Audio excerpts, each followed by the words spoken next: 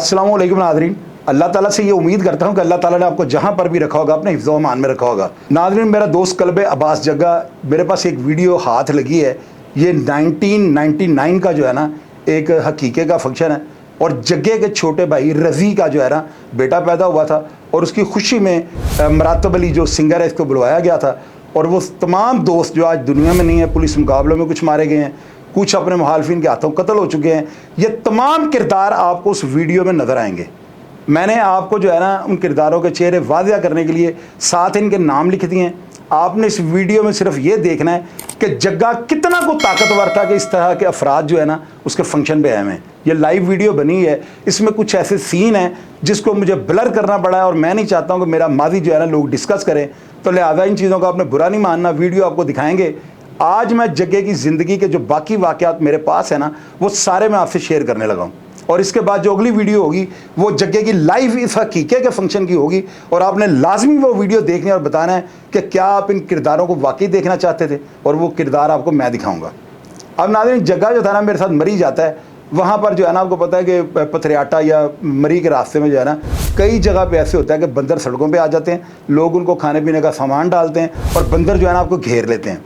इसी तरह हमारे साथ होता है। जग्गा कहता है तो एक बंदर चुकना है, वो गाड़ी का रुख जो है ना जो नीचे वाली सतह होती है, सड़क का जो निचला रुख होता है उस तरफ गाड़ी का मुंह कर लेता है।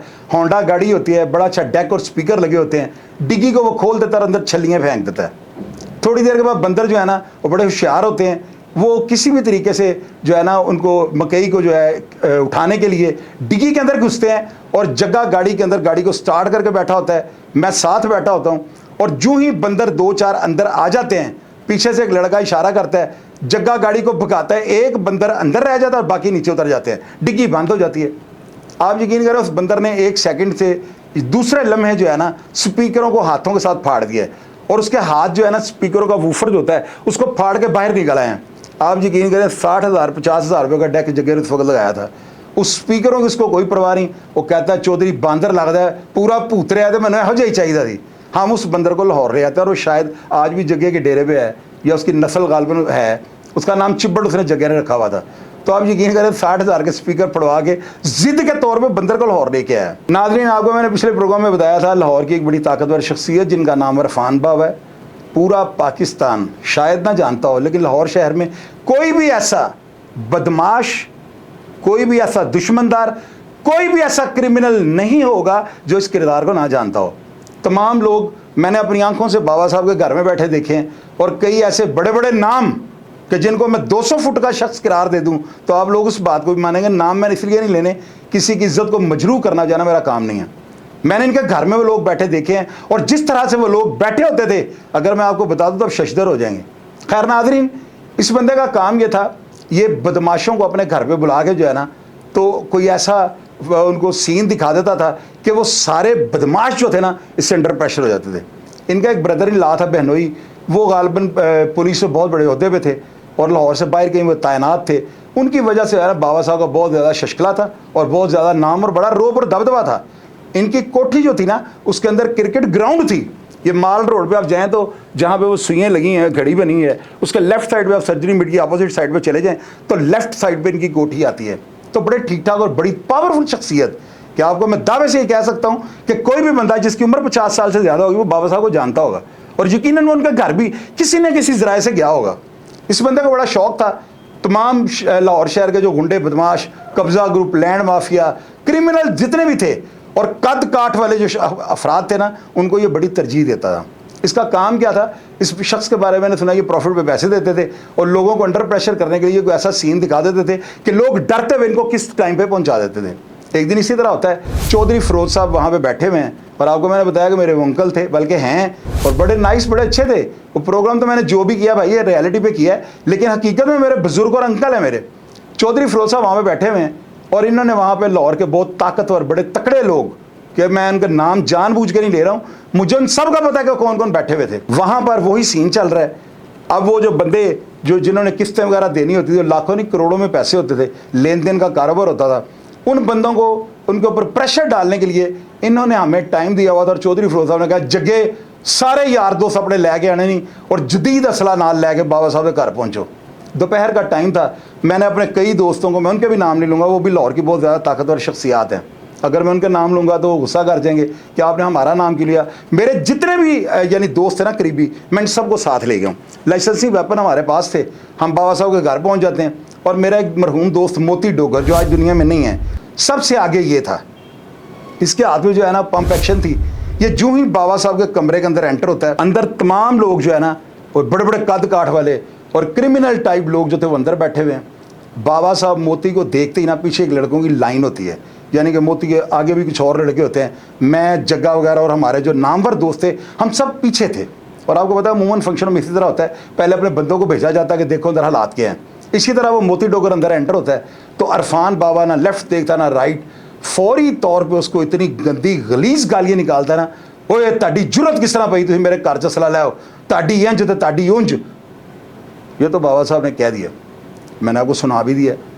आप यकीन करें नाजरीन, पहला दिन था।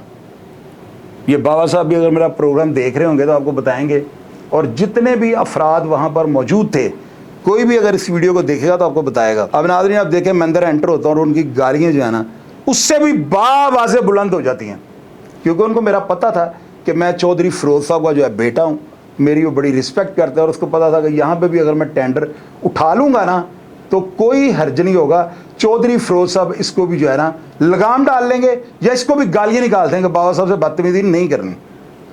नाज़रीन बाबा साहब ने गालियाँ निकाली हैं और मुझे ऐसे लगा है कि जिस तरह मैं अपने जिन दोस्तों को साथ लेकर गया हूँ वो लाहौर की ताकतवर शख्सियात थीं, और मेरे कहने पे जो है ना मैंने उनको दावत ही कुछ इस तरह से दी है कि यार कुछ मसला है तो तमाम वेपन और अपने गनमैन वगैरह लेके आ जाना है। वो सब भी मेरे साथ मौजूद थे और मुझे इसी तरह लगा है कि जैसे वो मोती को पढ़ने वाली तमाम गालियाँ बाबा साहब ने मुझे निकाली हैं। अब वहाँ पे क्या हुआ ये बताना गैर मुनासिब होगा, सिर्फ आपको ये बताता जाऊँ कि ज़िंदगी में पहली दफ़ा बाबा साहब की वालदा जो है ना वो पिछले दरवाजे से बाहर आती हैं। चूँकि मैं गुस्से में जो भी मैंने अंदर किया है वो करके मैं बाहर आ चुका था, और उनकी वालदा ने जब मुझे लोडेड देखा है, वेपन मेरे हाथ में देखा है, और उनको मेरे चेहरे से और बातों से और अल्फाज से गुस्सा और नफ़रत अंगेज़ी जो है वो वाज़िया जो है नज़र आ रही थी। मैंने लाइफ में पहली दफ़ा बाबा साहब की वालदा को देखा कि उन्होंने बाहर आके मेरे आगे हाथ जोड़ दिए। उन्होंने मुझे कहा है बेटे अल्लाह वास्ते माफ़ कर दो, इतने कोई ऐसा वैसा काम ना कर देना। तो नाजरीन इसलिए मैंने कई प्रोग्राम्स में आपको ये कहा है कि अगर तानू दंद ताड़े मजबूत नहीं ना तो गन्ने नहीं चूपना है। हर बंदा जो है ना हर बात को बर्दाश्त नहीं करता, और हर बंदे को जो है ना एक ही लेवल पे जो है ना वो उसको डील नहीं करना चाहिए। पहले बंदों को मिलें, अफराद को मिल के उनका जायज़ा लें, उनकी तबीयत का, उनके मिजाज को देखें। अगर आप अपनी इज्जत को बचाना चाहते हैं और कभी भी इस तरह के अल्फाज मुँह से ना निकालें जो आपके लिए जो है ना जहर कातल या जहरबाद बन जाए। इस बात को जो है ना बड़े लोगों ने देखा, चौधरी फिरोज साहब वहाँ पे बैठे हुए थे, अंकल को पता था कि मैंने इनको बुलाया हुआ है, और मैं अगर आज शाहिद के आगे बोला ना तो यहाँ पे शायद ये मेरे साथ भी कोई गलत लफ्ज़ या कोई ऐसी बात मुंह से निकाल दे कि मैं भी शर्मिंदा हो जाऊँ, क्योंकि मेरे अल्फाज से और मेरी बातों से, लबो लहजों से जो है ना गुस्सा बिल्कुल है यहाँ था। तो अंकल फिरोज ने रिस्क नहीं लिया, और इसका रद्द-ए-अमल अगले दिन क्या निकला है कि इरफान बाबा साहब जो है ना अपनी आला ज़र्फ़ी का मुजाहरा करते हुए अंकल फिरोज के साथ, और मुख्तार हुसैन जो अंकल फिरोज के भाई थे, इन दोनों को साथ लेकर और जग्गे को भी साथ लेकर जो है ना मेरी बैठक में आ जाते हैं और मुझसे आके बड़े प्यारे अंदाज से जो है ना माजरत करते हैं। और ये बात और ये जो कहानी और ये जो वाक़या मैंने आपको सुनाया ना ये गैर मामूली है। शायद आप लोग इस बात पे यकीन ना करें, लेकिन बाबा साहब भी ज़िंदा हैं, बाबा साहब की जो वालदा भी ज़िंदा हैं, और जितने दोस्त मेरे थे अगर आप कमेंट बॉक्स में आगे मैं उनका नाम भी बता सकता हूँ, वो लोग आपको बताएंगे बिल्कुल ऐसे ही हुआ था। अब नाज़रीन मैंने आपको पिछले प्रोग्रामों में बताया कि चौधरी फिरोज साहब इछरे में SHO लगे हुए थे। वहाँ पे हमारे फिरोजपुर रोड इतनी बड़ी मार्केट है, आप देखेंगे वो मार्बल की और वुडन की और इसकी पत्थरों वगैरह की इतनी बड़ी मार्केट है कि शायद एशिया की दूसरी या तीसरी सबसे बड़ी मार्बल की मार्केट है वो। वहाँ के एक जनरल सेक्रेटरी उस वक्त, अभी तो गालिबन कोई चेयरमैन बन चुके हैं, उनका नाम था महबूब सिरकी। मैं उनका बड़ा एहतराम करता हूँ, बड़ी अकीदत और बड़ी मोहब्बत से आपको वाक़या जो है ना वो सुनाने लगा हूँ। सिरकी साहब जो थे ना किसी केस में किसी मुलज़म के पीछे जो है ना गालिबन थाना इछरा जाते हैं। चौधरी फिरोज साहब जो है ना इनकी बात को नहीं मानते, इनको कोई गुस्सा था और इनको ये भी पता था कि जग्गा इनका बेटा है। एक मामला होता है, जग्गा जो है ना वो मुझे भी कहता है यार महबूब सिरकी के दफ्तर जाना है, उससे कोई बात है, वो जाकर उससे बात कर रही हैं। हम सल्ला सारे दोस्त वेपन लेके महबूब सिरकी के दफ्तर चले जाते हैं, फिरोजपुर रोड पे इनका दफ्तर था, और अंजुमन ताजरन का गालिबन जो उस जनरल सेक्रेटरी थे, ये वहाँ दफ्तर में मौजूद नहीं थे। हम लोग सारे जो है ना असला लेकर इनके दफ्तर में बैठ जाते हैं, और वो असला हमारी हिफाजत के लिए था। मैं उस वक्त आपको पता है बदला लेकर वापस आया हुआ था, तो बगैर वेपन्स के अपने लाइसेंसी हथियारों के मैं नहीं निकलता था। महबूब सिरकी साहब जब दफ्तर में आते हैं ना, तो अपने दफ्तर में इतने मुसल्ला अफराद को देखने के बाद वो बात उनको जगह को देख के फ़ौरन याद आ जाती है कि इसके बाप ने जो था ना मेरी बात नहीं मानी थी, और शायद पुलिस बन के जो है ना यहाँ पे कोई रंगबाजी करने आए हैं। महबूब सिरकी साहब जो है ना इतने सख्त अल्फाज का चुनाव करते हैं कि आप यकीन करें नाकाबिले बर्दाश्त थे। अब वहाँ पे क्या हुआ ये बात बताना गैर मुनासिब है, ये इसको मैं ऐसी बातों को जो है ना मैं मुनासिब नहीं समझता हूँ। अगर आप लोगों में से कोई जानना चाहे कमेंट बॉक्स में आ जाएगा, बिल्कुल मैं आपको बता दूंगा, लेकिन उससे किसी की इज्जत नफ्स मजरूर नहीं होती। खैर महबूब सिरकी साहब ने जो रिएक्ट दिया है ना इस सारे सीन को देखने के बाद, फिर उस अमल का भी एक रद्द-ए-अमल होना था, वो भी इतना सख्त था कि मैं आपको बता नहीं सकता हूँ। वहाँ पे इनके जो गार्ड थे वो भी हम होश हो गए हैं, उन्होंने भी सर नीचे फेंक लिए हैं। जगह चूँकि मेरे साथ था, अल्फाज का चुनाव आपको पता है मेरे से बेहतर कोई बंदा नहीं रख सकता, तो मैंने मीठे मीठे अल्फाज के साथ और जो अमली तौर पर ट्रेलर उनको दिखाया है, तो वो 1 मिनट के लिए अपनी कुर्सी पर बैठे हुए जो है ना हवास बाख्ता हो गए थे। अब महबूब सिरकी साहब का इतना नाम है, अभी वो चेयरमैन है फिरोजपुर रोड के, तो वो भी अगर कमेंट बॉक्स में आ जाए, उनको भूल चुका होगा तो मैं उनको याद करवा दूंगा। नादरीन, हम सब जो है ना आपको बताया कि ठट्ठा कादर शाह जाते थे, वहाँ पे मौला मुश्किल कुशा की जो है ना विलादत का एक फंक्शन होता था, जश्न होता था, और उसमें जग्गा और इसके वालिद साहब बहुत ज़्यादा ताकत के साथ बड़े ताकतवर अफराद को वहाँ पे लेके जाते थे। फायरिंगें, आतिशबाजी, खाने, और बड़ा यानी बहुत बड़ा वो एक इवेंट होता था। पूरे लाहौर पाकिस्तान से लोग उस जश्न में जो है ना अकीदत और बड़े एहतराम के साथ शामिल होते थे। हम वहाँ पे जाते हैं, जो सैयद मुरीद हुसैन शाह साहब जो उस सारे लंगर के जो करते धरते होते थे, उनके हम मेहमान होते थे। हम उनके डेरे पे जो है ना सुबह नाश्ते के इंतज़ार में बैठे हुए हैं। आप यकीन करें कि बड़ा थाल नहीं होता, पुराने जो गाँव के घर है ना वहाँ पर बड़े बड़े उन्होंने थाल जो होते हैं ना दीवारों के साथ रखे होते हैं, आगे एक डोल होता है, उसके ऊपर एक गिलास रखा होता है, और परछत्तियाँ बनाकर उन्होंने रखे होते हैं। इसी तरह का वहाँ पे सीन था। वो थाल जो है ना 2-4 जाते हैं, और उनके ऊपर अंडे यानी हाफ फ्राई और फुल फ्राई अंडे जो है ना उनका एक पूरा एक जो है ना पूरा गोल दायरा, और वो सारा इतने इतने बड़े जो परात होते हैं वो अंडों के साथ भर के जो है ना वो आ जाते हैं। अब बंदे जो है ना नाश्ता करने वाले वो 7 या 10 जने हम टोटल। आप यकीन करें कि एक टाइम पे अंदाजे के मुताबिक 40 से 50 या 60 अंडे एक ट्रे के ऊपर आते हैं, और मैंने बंदे बताए 7 या 8 खाने वाले थे, और उन 7-8 में भी सिर्फ कलबे बास जगह था जो खाने वाला था, बाकियों ने 1-1, 2-2 अंडे खाए हैं, 1-1, 2-2 पराठे खाए हैं। और आप यकीन करें जिस तरह हम खा रहे हैं ना उसी तरह पराठे जो है ना 20-20, 25-25 ला के आ रहे हैं। आप यकीन करें कलब बास जगह ने जो है ना 60 से 70 अंडे खा लिए, और कम से कम 24 से 30 पराठे जो है ना ये बंदा एक बुरकी के अंदर, एक नवाले के अंदर एक अंडा रखता था, और वो अंदर था। आप यकीन करेंगे इस बात पे। और मैंने इसके कान में कहा कि यार तुम्हें ब्लड आता है जब तुम टॉयलेट में जाते हो, तुमने बताया कि बवासीर टाइप तुम्हें कोई बीमारी है, तो ये क्यों इस तरह कर रहे हो? वो मुझे आगे से पता क्या कहता है, और शायद देसी अंडे ने शहर जाकर दवाई ले लाएंगे, यानी कि इस तरह का मासूम आदमी था। अब नाज़रीन, मैंने एक तिब्बी का वाक़या आपसे शेयर किया था। लोगों ने मुझे कहा है कि ये वाक़या जो है ना सियाक़ो सुबाह से और हक़ाइक़ से हट गया है। मैं आप लोगों को इस बात की जो है ना तस्दीक कर सकता हूँ। ये वाक़या अंकल फ़रोज़ के साथ हुआ था। तिब्बी वगैरह गार्डन टाउन के इलाके में किसी कोठी के अंदर रूपोश थे।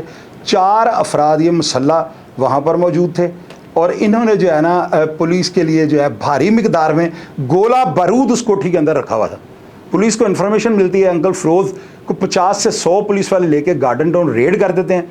जब ये वहाँ पे जाते हैं तो ये सीन एक फिल्मी सीन था, यानी कि इसकी कैफियत जो है ना, ये बात मैंने तिब्बी से भी वहाँ पे कोट लखपत में पूछी थी, और उसने इस बात की तस्दीक की थी। आज मैं इस तिब्बी की विसात से आपको तस्दीक करने लगा हूँ। पुलिस वाले बताते हैं कि इन्होंने नीचे से बाबा से बुलंद जो है तिब्बी को कहा है कि भाई नीचे आ जाओ, इस कोठी को हमने चारों तरफ से घेर लिया है, अगर तुमने फायरिंग की तुम्हें मौका नहीं दिया जाएगा, सरेंडर कर दो, हथियार नीचे रख दो और कोठी से बाहर निकल आओ। 1 मिनट के बाद तिब्बी जो है ना इसने ट्राउज़र शर्ट पहना हुआ था, और ये पुलिस को अपना ताकतवर इंप्रेशन देने के लिए जो है ना खिड़की के अंदर आता है, और आगे पुलिस वालों के साथ मुहातब होने के बाद उनको बावाज़े बुलंदी जवाब देता है, फायरिंग ना करना, असी थल्ले आ रहे हैं। अब इसके बाद जो है ना पुलिस वालों ने उस वक्त भी इस बात को मुझे बताया था, और आज मैंने दोबारा ये बात तस्दीक करने के बाद आप लोगों से शेयर करने लगा हूँ। तिब्बी ने गालिबन मुंह में पान डाला हुआ था, या सुबह का टाइम था, इसने पानी मुंह में डालकर कुल्ली की है, और नीचे की तरफ जब इसने पानी फेंका है ना, मुंह को खाली किया है, तो साथ ही पुलिस वालों को इसने इशारा किया है कि हम नीचे आ रहे हैं। नाज़रीन, आप यकीन करें, इनका एक लड़का नीचे जाता है, वो जाके कोठी का दरवाज़ा अंदर से खोलता है, और पुलिस वाले कोठी से पीछे हट जाते हैं, यानी कि ये एक एक फरलांग आधी फरलांग पीछे हट जाते हैं कि ये आगे से कोई जो है मूसलाधार फायरिंग भी कर सकते हैं। और इनके पास जो हथियार थे शायद उस वक्त की पुलिस के पास भी नहीं थे।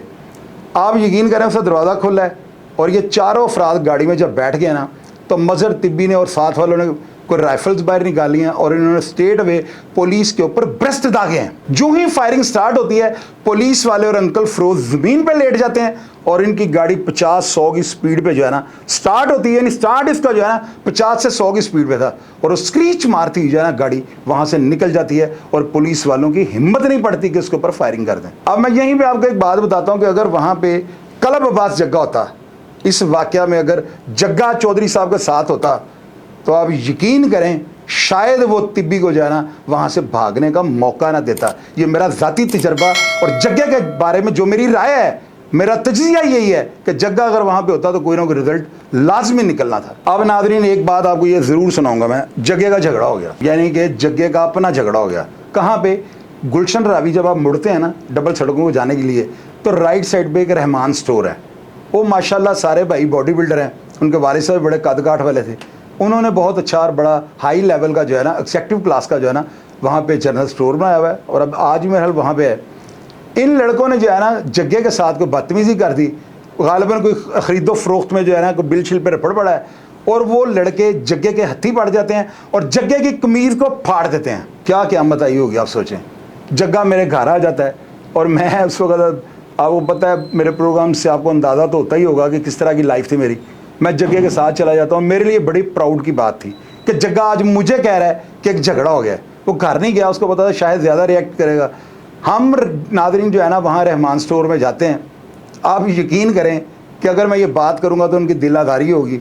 रहमान स्टोर वाले जिंदा हैं सारे भाई, उनके कद काठ जग्गे से भी गालिबन 1-1 इंच ऊँचे थे और वो बॉडी बिल्डर थे, वो सारे बड़े तकड़े थे। फिर स्टोर के अंदर थोड़ी देर के लिए आई है, लेकिन क्या क़यामत आई है ये आप लोग उनसे जाकर पूछिएगा। तो बात सुनाने से जो है ना दिलदारी किसी की ना हो, वहाँ पे क़यामत या करलाट जो है ना वो वहाँ पे जो है ना नज़र आए हैं। आप यकीन करें कि मेरा ख्याल है पूरे जो है सर्कल की पुलिस वहाँ पे आ गई थी, लेकिन जग्गा को गिरफ़्तार नहीं कर सके। चूँकि जग्गा को गिरफ़्तार नहीं कर सके तो जग्गे ने मुझे भी वहाँ से नहीं जाने दिया।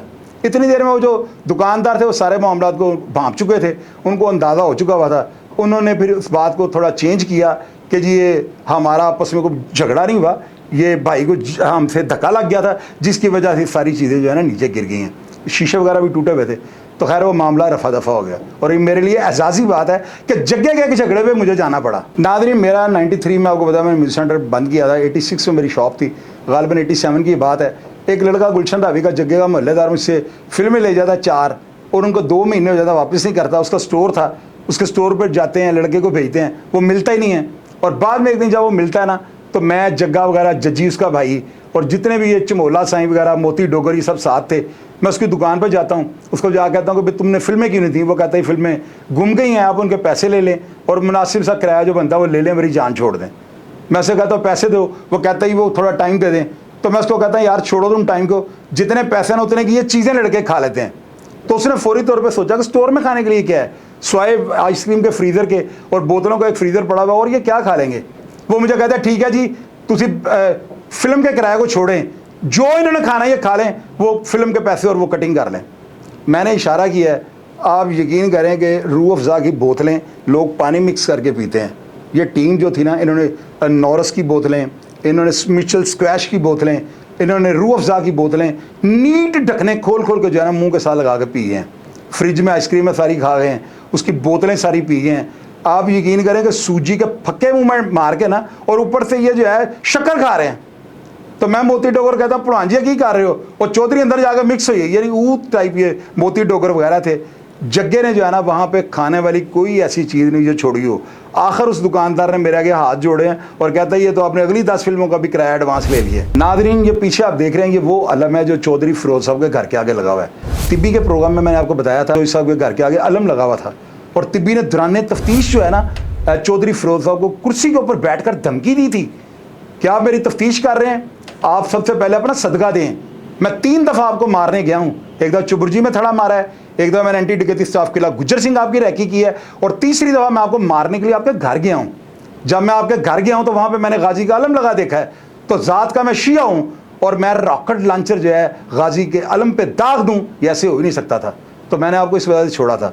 तो आप यकीन करें, अंकल फिरोज़ को चूँकि पता था कि सदर इसाक खान का दामाद गुलाम मुस्तफ़ा खर वज़ीर सेहत और इस तरह के लोग उसके जो थे ना सिफारशी थे, जिसकी वजह से चौधरी साहब ने उसको कुर्सी दी हुई थी।